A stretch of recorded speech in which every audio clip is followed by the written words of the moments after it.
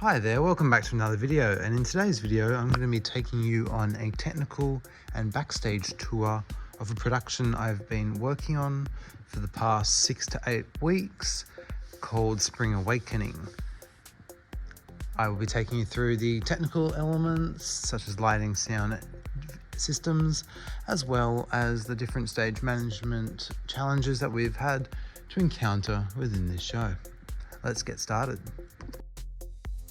Alrighty-o, so that's where the audience walk in through that door, and then they're greeted by this grand set here. And the idea behind this set was it is supposed to be a very unrefined and unfinished look to it. So that's the context behind this.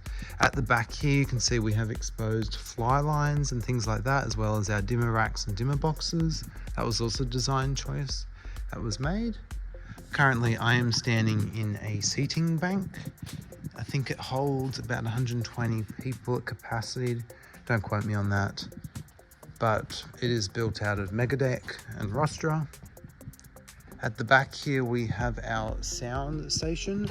So we're using a SQ6 as well as 8 wireless microphones on the cast themselves.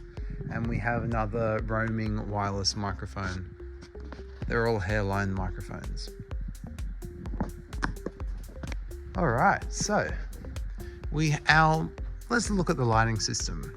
So there is a total of 8 times 3, which is 24 lighting pods in the grid that can all come down.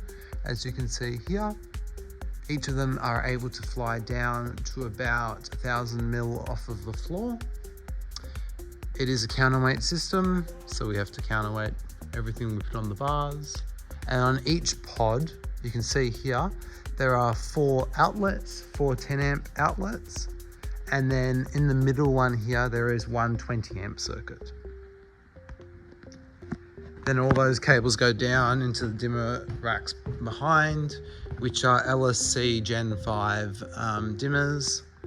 And we have 8 of those for a total of 96 channels of dimming capacity. We've also got here, these are only 10 amp circuits, but then here you've got the 20 amp power ports that we often use for the sound speakers, so that they're on separate circuits so they don't get any buzz or electrical interference. This is a look at the back of the flats.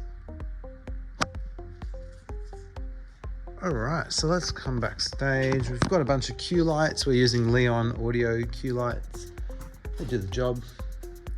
So this is our access up to our 2060 mil high platform. This is our lighting booms here that are used to illuminate sorry for all the swinging around, the cast, and mainly in the prologue, which is the beginning of our play, and things like that.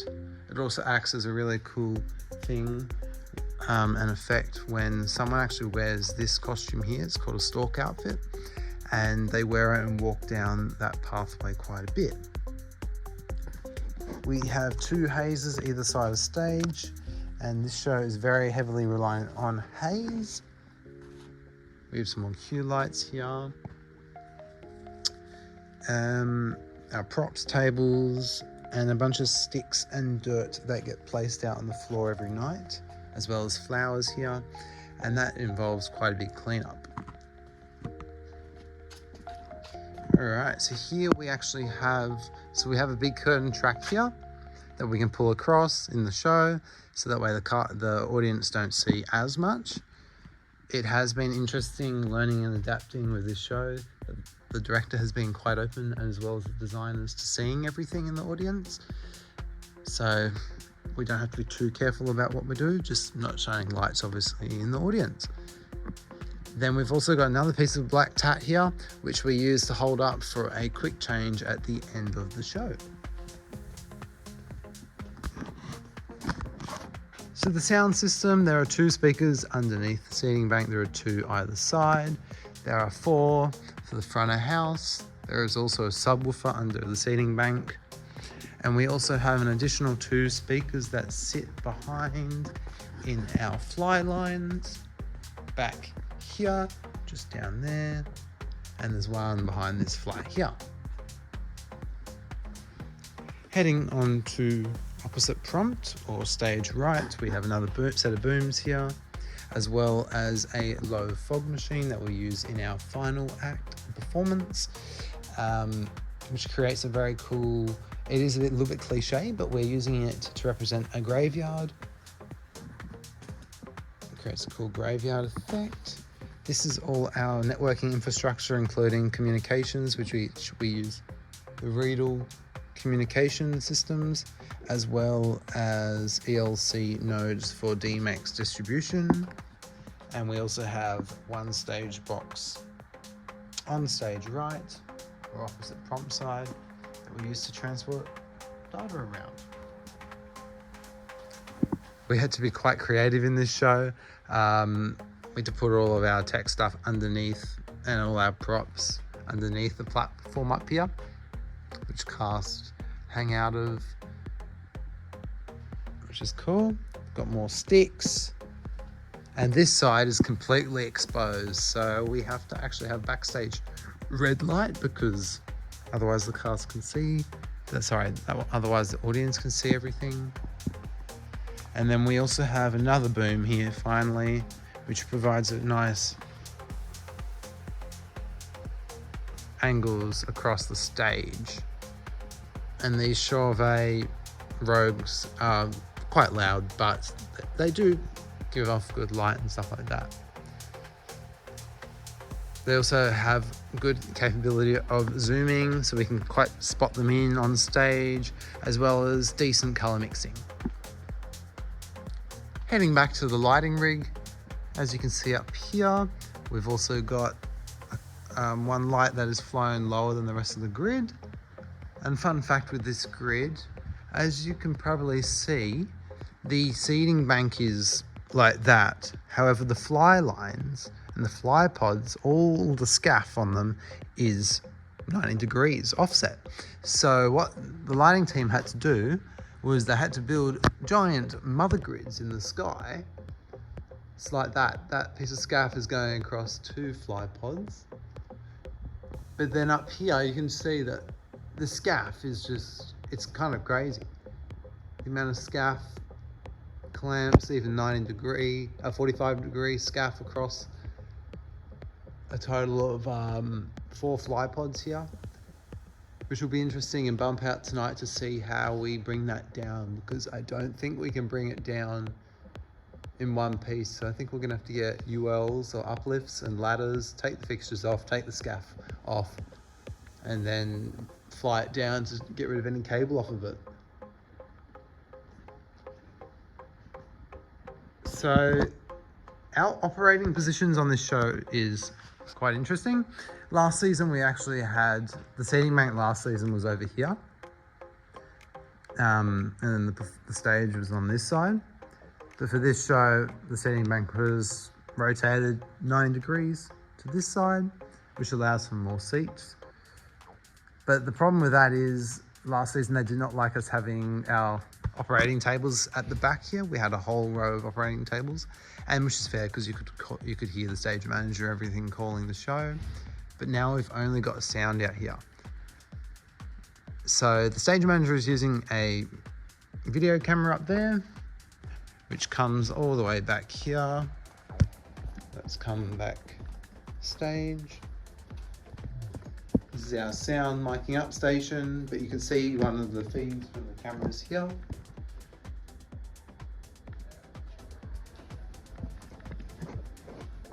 And then this is where our stage manager sits over here, calling the show. The Q light station, they've got their own mixer, so they can control different volume levels. And then, quite ironically, you have lighting sitting behind literally a window that's been covered up, but they're back here.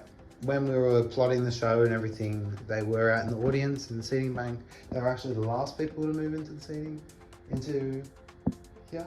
But yeah, may as well talk a little bit more about the lighting system, as that is my forte. But we are using an ETC EOS Ion XE good console. I think it only provides 4096 outputs, but that's plenty good for the rig that we have.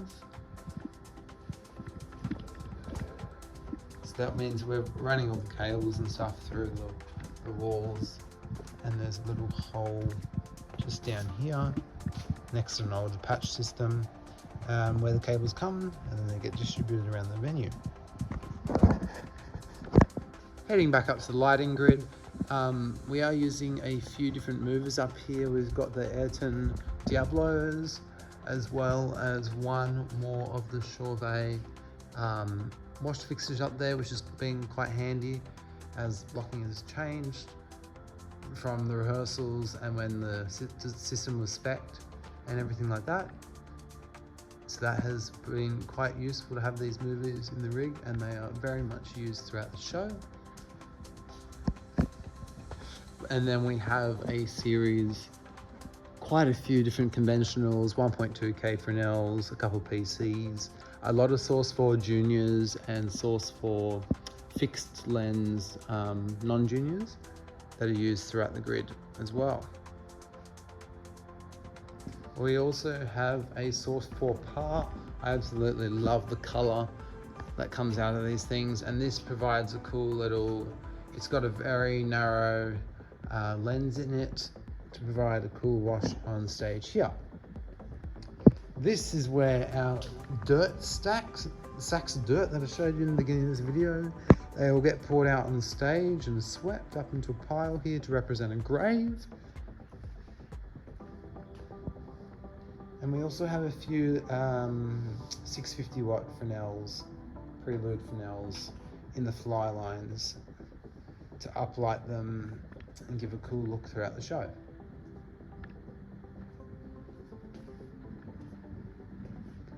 If you have any questions or anything like that, leave them in the comment section below. I will try my best to answer them.